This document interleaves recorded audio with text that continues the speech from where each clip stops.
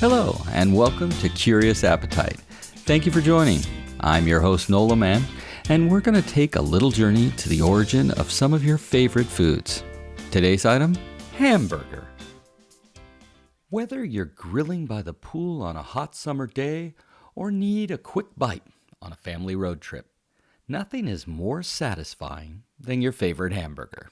Dress it up any way you want: mustard, mayo, ketchup, lettuce, tomato, with or without cheese. It's your choice.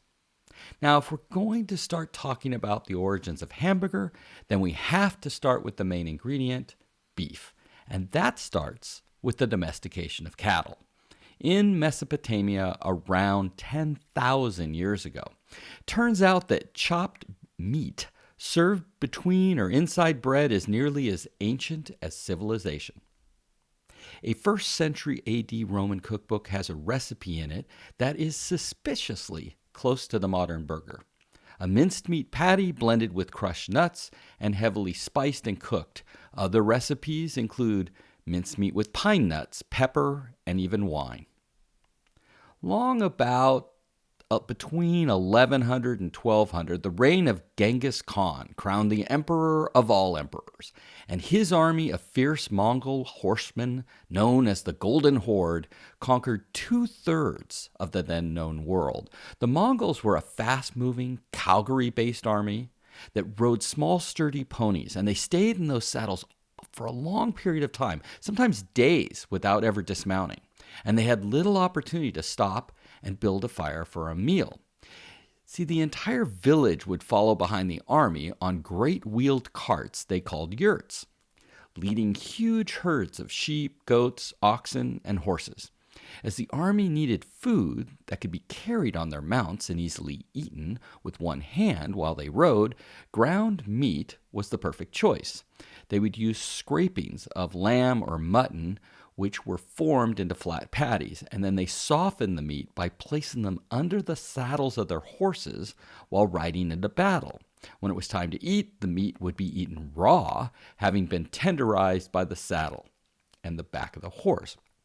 Now, in 1238, when Genghis Khan's grandson, Kublai Khan, invaded Moscow, they naturally brought this unique dietary ground meat to them, and the Russians adopted it into their own cuisine with the name of steak tartare. Now, Tartars became the name for the Mongols. And over the years, Russian chefs have adapted and developed this dish and refining it with chopped onions and raw eggs. Now, ships departing Hamburg, Germany, arrive in Russia, and with the crews bringing back the meat preparations, which became known as tartare steak, and with the growth of Hamburg, Germany, as an independent trading company in the 12th century, where beef delicacies were popular, so we have established Hamburg as a bit of a meat capital.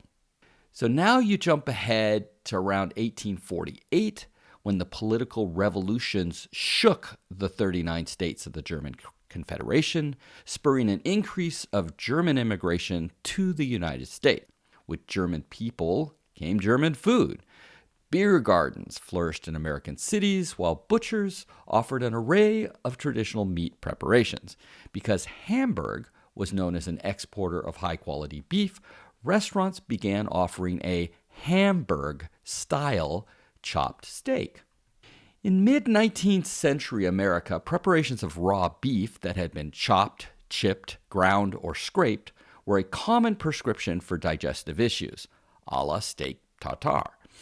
After a New York doctor, James H. Salisbury, suggested in 1867 that cooked beef patties might be just as healthy, cooks and physicians alike quickly adopted the Salisbury steak. And around the same time, the first popular meat grinders for home use became widely available. Salisbury, in fact, endorsed one called the American Chopper, setting the stage for an explosion of readily available ground beef. Now, by the late 19th century, the vast grasslands of the Great Plains had been opened up for cattle ranching, and this made it possible for every American to consume beef almost daily. As with most of my food origin stories, there is usually a conflicting opinion, and the birth of the hamburger is right up there. Now, one origin story suggests that the Hamburgers name derives not from Germany, but from New York State. In fact, the brothers Charles and French Menches.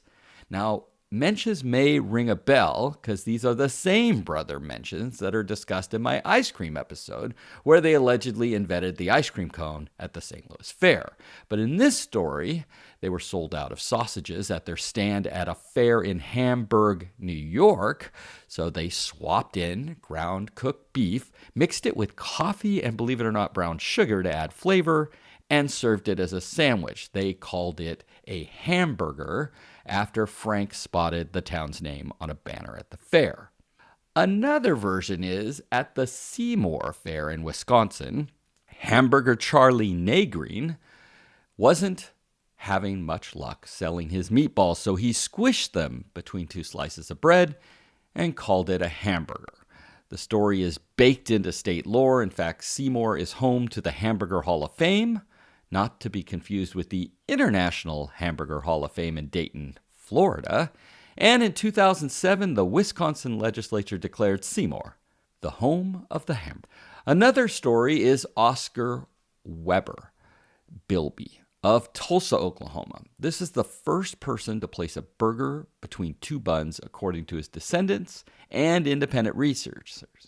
So the Bilbys and others suggest that Oscar invented the hamburger as we know it on July 4th, 1891, serving it with root beer in what became an annual tradition. In 1995, Oklahoma Governor Frank Keating named Tulsa the real birthplace of the hamburger. Now, one of the most well-known origin stories of hamburgers suggests that it was created at Lewis's Lunch in New Haven, Connecticut.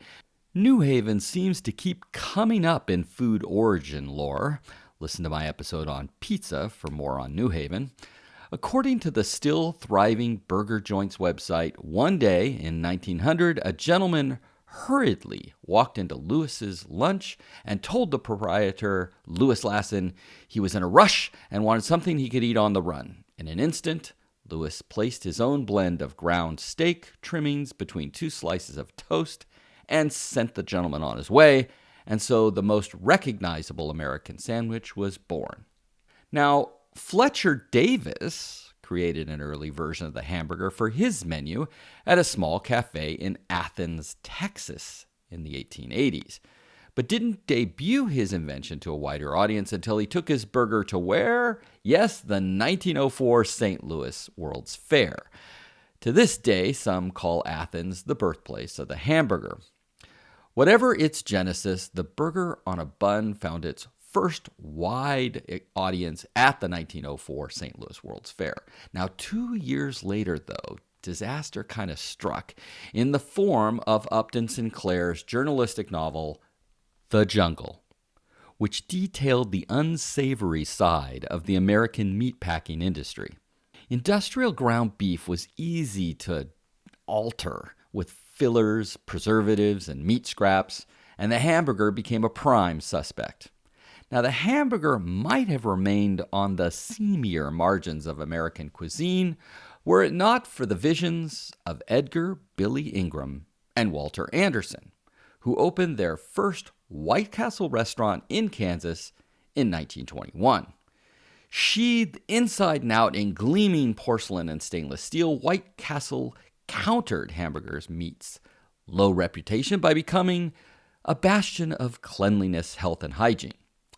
Ingram, in fact, even commissioned a medical school study to show the health benefits of hamburgers.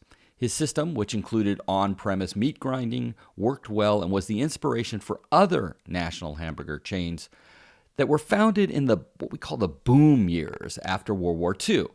McDonald's and In-N-Out, both in 1948, Jack in the Box in 51, Burger King in 54, and Wendy's in 1969. Now let's talk a little retail. The McDonald's brothers pivot from barbecue to burgers in San Bernardino, California. Now, Ray Kroc comes along, a failing milkshake salesman from Des Plaines, Illinois, and convinces the McDonald's brothers to let him join as a partner, eventually buying them out in 1961 and growing McDonald's into the most well-known burger chain globally. McDonald's sells about 750 burgers every second of every day. Now, akin to that on their menu was the Big Mac, and that was actually created by Jim Delegati, who stated later that he did not invent the Big Mac, but merely copied the double-decker hamburger marketed by the Big Boy hamburger chain. Now, Mr. Delegati operated several McDonald's restaurants in the Pittsburgh area, and it was created in the kitchen of Delegati's first McDonald's franchise, located on McKnight Road in suburban Ross Township. The Big Mac debuted at the McDonald's that was owned by Delegati in Uniontown, Pennsylvania on August 22nd, 1967, selling for 45 cents. Now, the Big Mac proved popular, and it was added to the menu of all U.S. McDonald's restaurants in 1968. The Big Mac had two previous names, both of which failed in the marketing department. The first one was called the Aristocrat, and the next one was called the Blue Ribbon Burger. Now, the third name, the Big Mac, was actually created by Esther Glickstein Rose. She was a 21-year-old advertising secretary who worked at McDonald's corporate headquarters in Oak Brook, Illinois, and her boss comes to her and says, "What do you think about the Aristocrat or maybe the Blue Ribbon Burger?" She says, "I don't like it." And he goes, "Well, what name do you think we could use?" And she's like, "How about the Big Mac?" And it stuck. Later, she does get recognized by McDonald's, but to be honest, they just gave her a plaque and some coupons. But she was really a good sport and always really enjoyed that she was connected to that. Famed French chef and New York restaurateur Daniel Boulud, asked by a New York Times reporter to comment on a report about French farmers protesting the arrival of a McDonald's in their town, creates a burger of his own. Boulud fills his high-grade sirloin patty with red wine braised short rib and foie gras, and serves the thick burger topped with Parmesan, pepper, and tomato confit on a brioche-like potato bun. Now, the dish makes it to the menu at his Bistro Modern, originally for $29. Today, it's on the menu worldwide for upwards of over $40. Here's another story. After working as a traveling milkshake mixer salesman, San Diego-based entrepreneur Robert Oscar Peterson opened a drive-in restaurant in 1941 called Topsy's.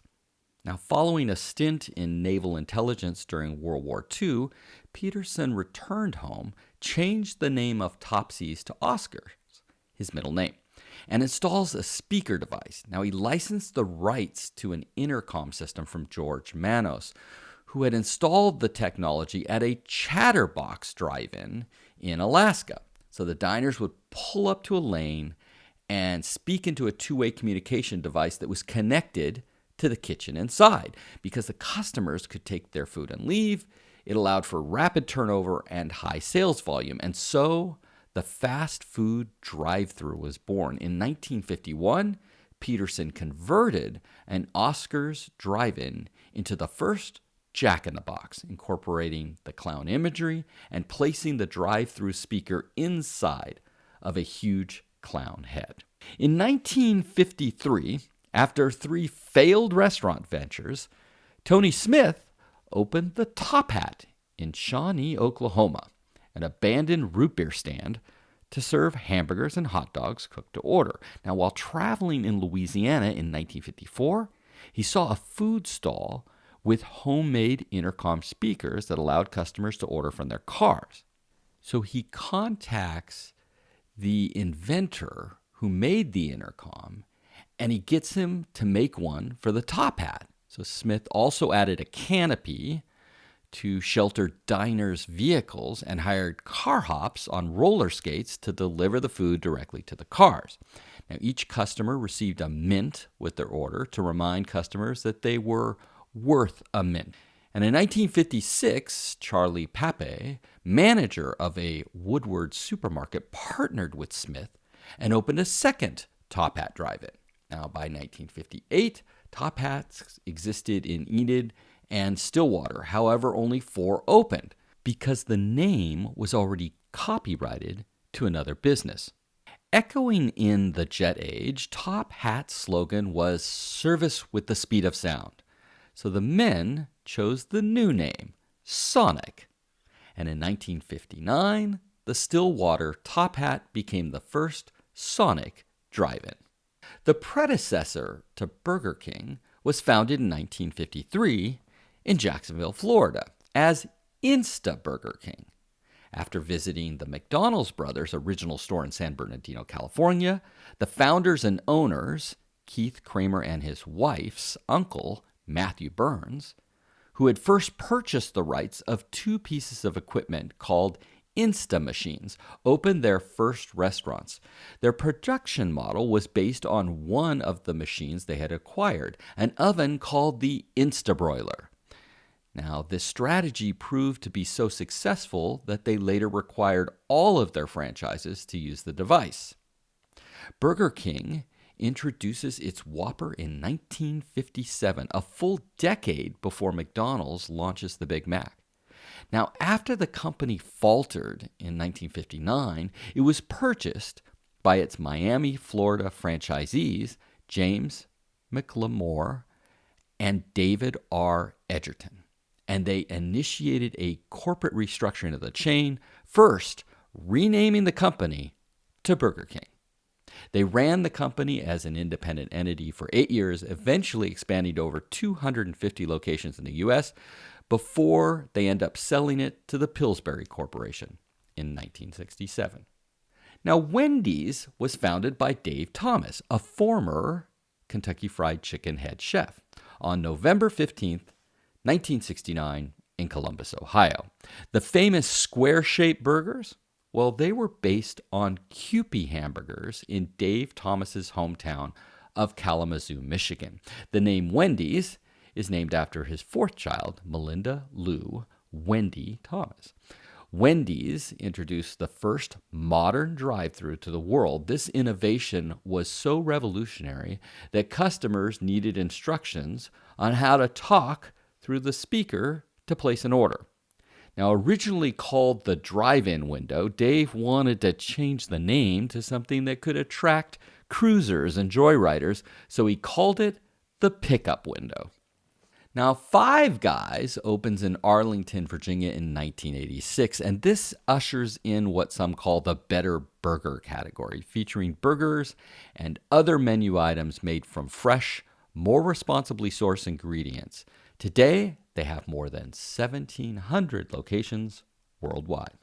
Restaurateur Danny Meyer opened Shake Shack in Madison Park in New York City, to the uber-long lines that form for the smashed fresh beef patties, crinkle-cut fries, and the milkshakes called concretes.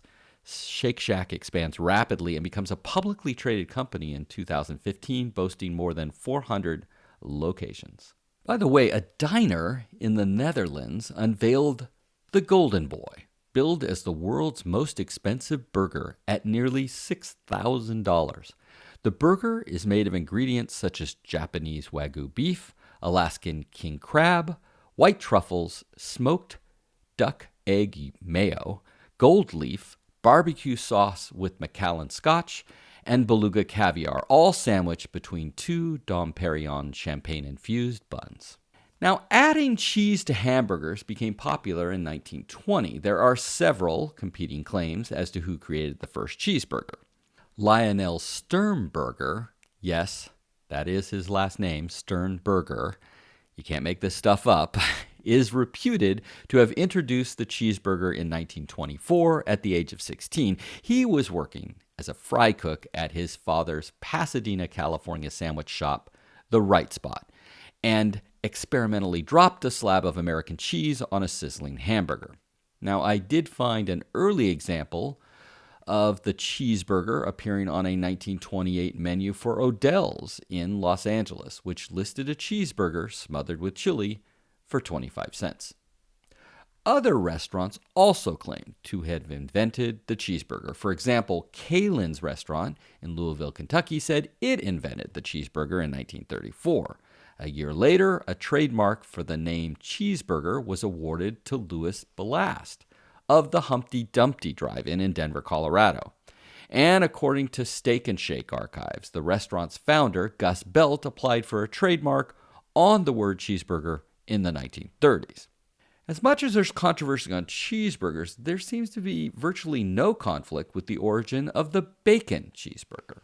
Now, Dale Mulder, an A&W franchisee in Lansing, Michigan, created the bacon cheeseburger in 1963 after repeated requests from a customer for a side of bacon with his cheeseburger, so he ended up adding it to the menu. And by the way, Dale later serves as A&W's president and chairman. Now, the steamed cheeseburger is believed to have been invented at a restaurant called Jack's Lunch in Middletown, Connecticut. Yep, Connecticut continues to be on the map for food history. The steamed cheeseburger is also referred to as a steamer or a cheeseburger. What makes the steamed cheeseburger different from a typical cheeseburger is the way it's prepared. See, instead of being fried in a pan or grilled, it is steamed in a stainless steel cabinet containing trays that hold either the hamburger patty or a chunk of cheese. And this method of cooking makes the fat in the meat melt away, and then they're drained from the tray once it's all cooked. And the end result, though, is still a moist, juicy burger, which is then served by scooping the meat onto the bun, and then you pour the melted cheese over the meat. Now, if you're looking for the best steamer, most would say you have to make your way to Ted's Restaurant in Meriden, Connecticut. Now, that's about 20 miles away from New Haven. It's still a family-run business, and they've been serving them up since 1959. Now, according to Guinness World Records, the largest hamburger ever made weighed 2,566 pounds, made in Pilsting, Germany on July 9th, 2017. If you're counting calories, stop by the Heart Attack Grill in Las Vegas, Nevada. They have many burgers to choose from, including the quadruple bypass burger, consisting of 4 half-pound burger patties, cheese, and bacon. Comes in at a whopping 9,982 calories. The top 5 burger chains, by the way, by units. McDonald's, by far and away, number 1. Second, Burger King. Close behind is Wendy's. Number 4 is Sonic. And number 5 is Jack in the Box. National Hamburger Day is celebrated on May 28th. That's not to be confused with September 18th. That would be National Cheeseburger Day. And according to the United States Department of Agriculture, Americans consume an average of 2.4 burgers per day, which is about 50 billion burgers a year. So that's it for this episode of Curious Appetite. I hope you enjoyed it. I'm Nola Man, and until next time, stay hungry.